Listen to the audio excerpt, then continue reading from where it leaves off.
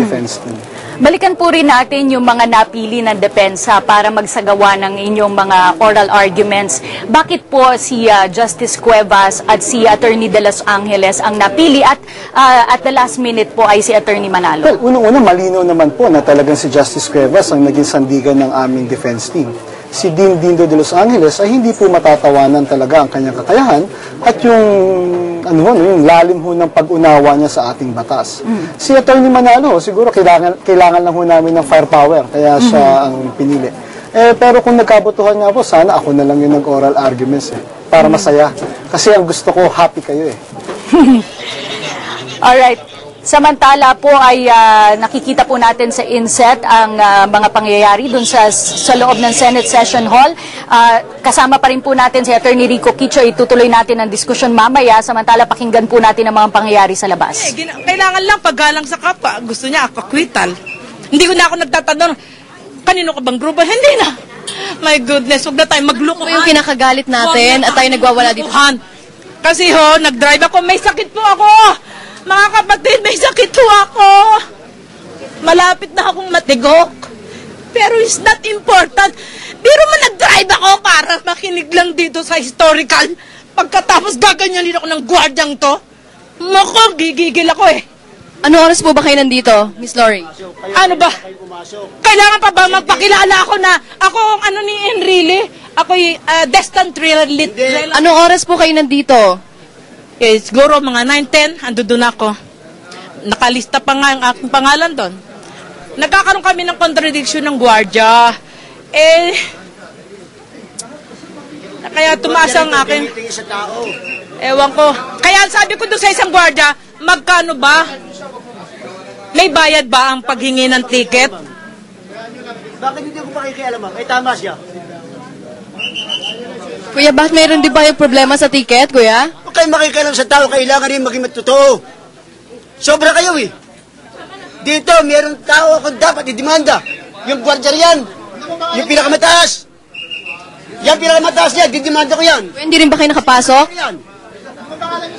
Pipito sa Santi Kataytay. Bulok ang sistema talaga rito. Matagal na ako rito. Nakademanda sa akin ang PCSO. Pupunta ako riyan kay Bilya, matagal ako riyan. Yan ang sumakal sa akin, yan. Bawal kasi rito Kasi yan, mga may tinitin ng tao. Hindi kayo papapasok kayo, miski ordinary ko yung tao. Dito ba, may tinitin ng tao? Ako, lalaban sa kanila.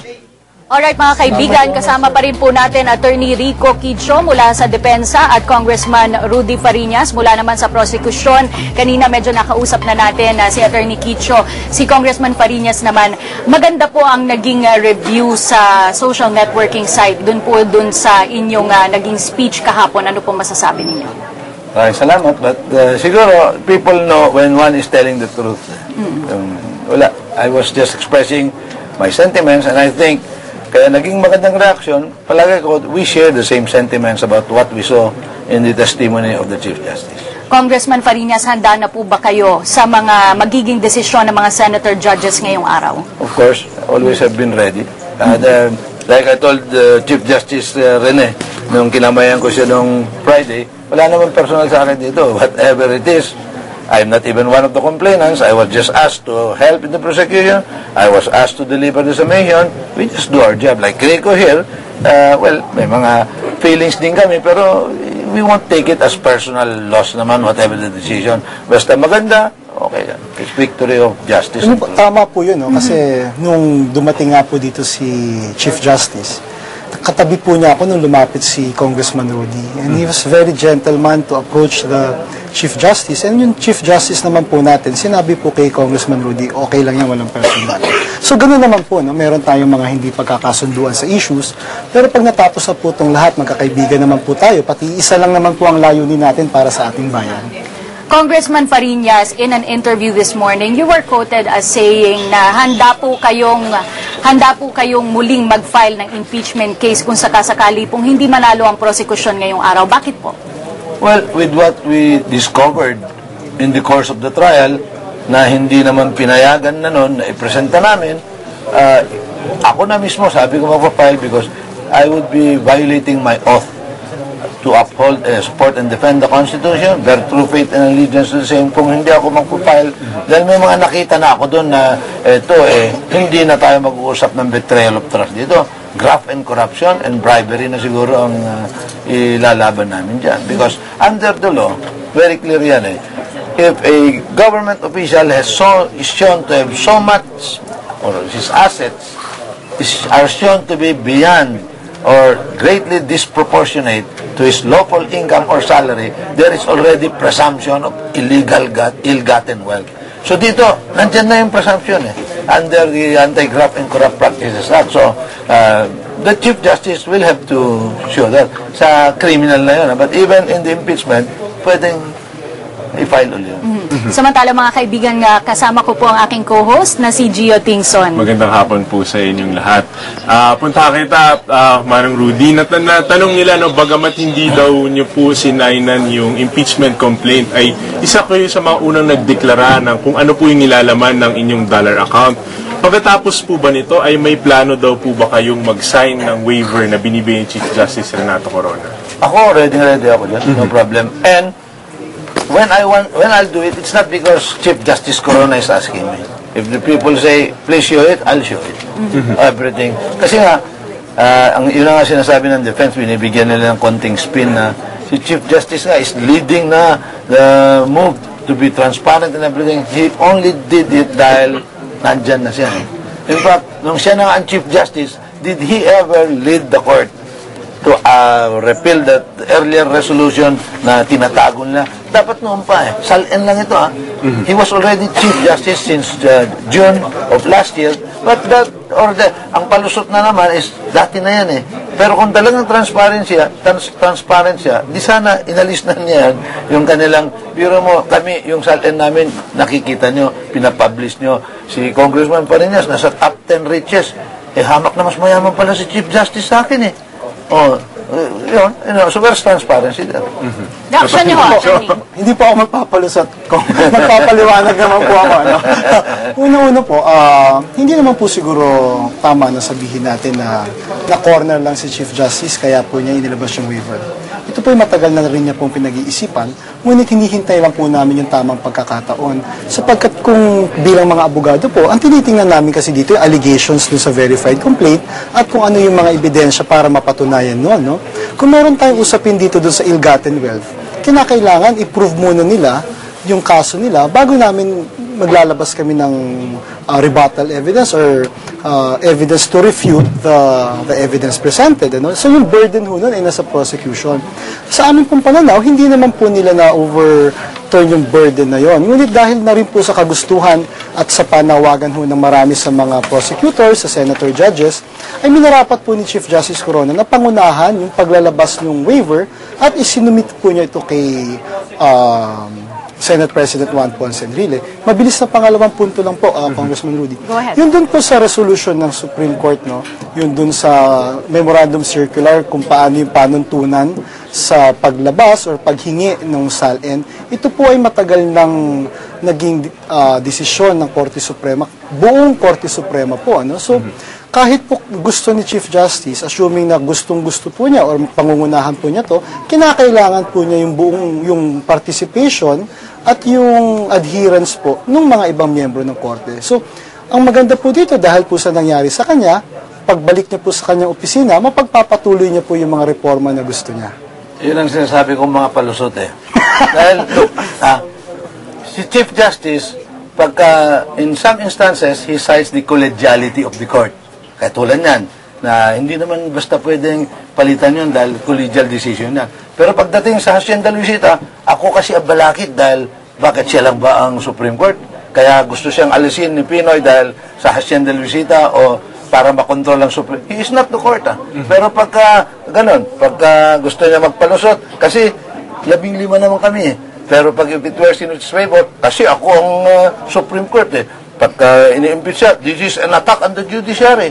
Linalahat-lahat niya Pero pag minsan, sasabihin naman niya, marami kami Di ba? Gawin sana niyang leadership niya. Tanong hindi na siya napilitan Nung dating dito ng Tuesday nga, pumirma pero yoyo pa, di ba? conditional, tapos tago pa na, pipirma muna lahat. Kung merong isa hindi pipirma, hindi ko ilalabas ito at ire-rest namin ang case. Hindi ba naman napakaliwanag na napilitan lang siya. Nung na-hospital na, kinausap ng mga abogado, obviously, chief, talo na tayo pag hindi mo pirmahan yung dalawang waiver. Bakit naging dalawa? Kailangan ka rin mag-waiver para palabasin ka sa hospital. So, dalawang waiver ang kinailangan ng pinirmahan that day. Attorney Kicho, kamusta na po ba ang kalagayan ng Chief Justice? Well, alam niyo po, patuloy po siya na nagpapagaling at kami nga po ay nananalangin na sana bumuti na po ang kanyang kalagayan. Kasama ko sa panlangin. Opo, tama po yun.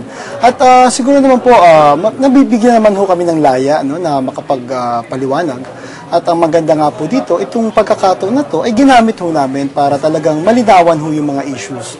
Ngayon, kung sa tingin po ng mga prosecutors at sa tingin po ng nakararami po sa atin, ay ito po ay palusot, yan po ay kanilang opinion na nire-respeto namin. Ngunit ang malinaw po sa amin at madiin po namin itong nais ipaliwanag, ni minsan po ay hindi umabuso si Chief Justice Corona sa kanyang pwesto o sa kanyang kapangyarihan bilang po ng maestrado. Gusto mo pakita ko sa inyo? Yung mga barong Tagalog na tigto 25,000. Alam niyo po, yan, narinig ko nga po kanina kay Congressman Rudy, Pero ito po ay kasama po doon sa, ito po ay dapat isasama nila doon sa FASAP case, doon sa Article 3. Pero kung talagang matibay po ang kanilang ebidensya dyan, at talaga pong naniniwala sila na meron pong kamalian na ginawa si Chief Justice dyan, bakit po nila inurong? Hindi ho ba't mukhang nagpapalusot din ho sila? Hindi palusot yun. Dahil hindi kasali, hindi pinayagan. Kaya nga sabi ko, may susunod pa dito ko sakali. Pati anti-graft doon ko na ipafile yan. Bakal matatanggal na siya. May susunod pa. Attorney Kicho, kung meron pong susunod pa, kung sakasakaling ma-acquit po ngayon ang punong maestrado, are you still willing to work with the defense team? Well, opo.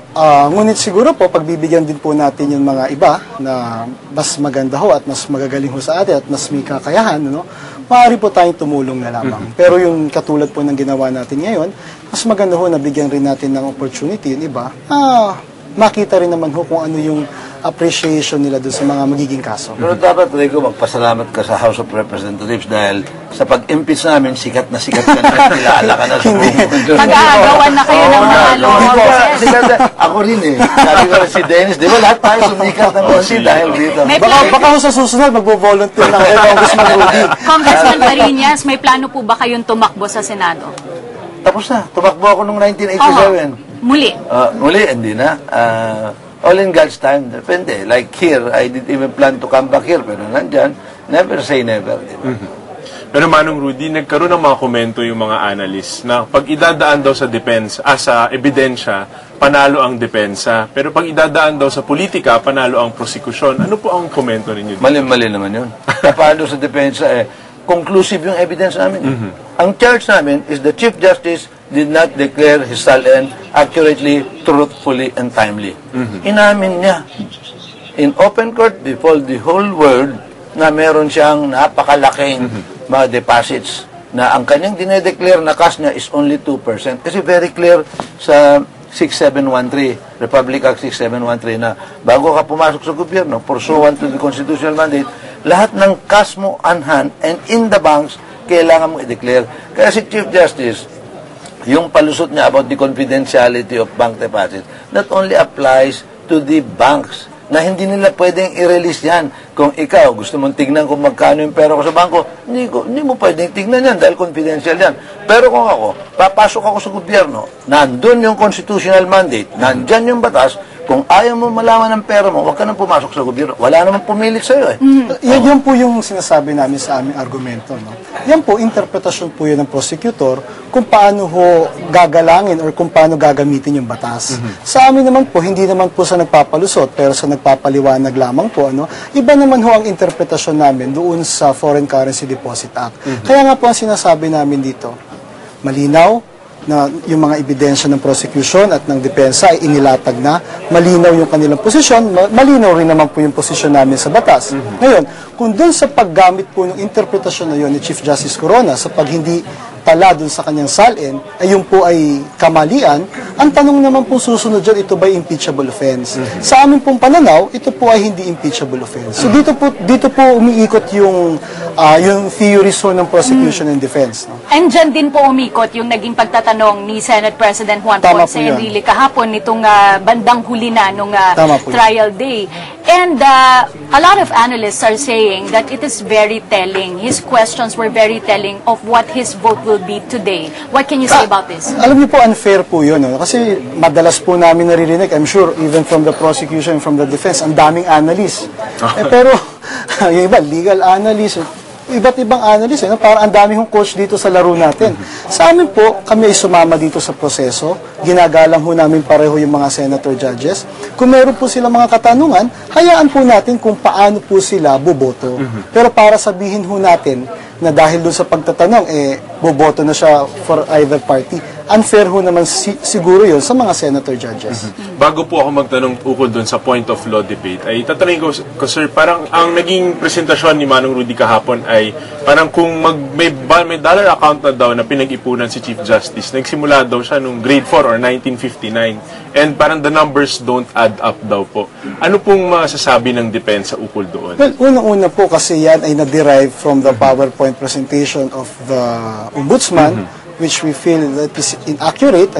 Yan din naman po ay na-derive from the interpretation of the testimony of the Chief Justice. So we feel that although present ho yan, it is not evidence insofar as it had rebutted the direct testimony of our client. Sasabihin ho, legal yan palusot na. Hindi ho, no? Kasi pumasok ho tayo, meron ho mga alituntunin dito. Itong mga alituntunin ho nito, suppletory ho dito yung rules of court, no? So kami ho bilang mga abogado, ang gabay ho namin yung rules pati yung rules of court. And we feel na dahil hindi ho nila cross-examine yung testigo namin, lahat ho ng testimonya niya on record will be the basis of evidence. Kung hindi ho kayo naniniwala doon sa sinabi niya, you could have cross-examined him or her.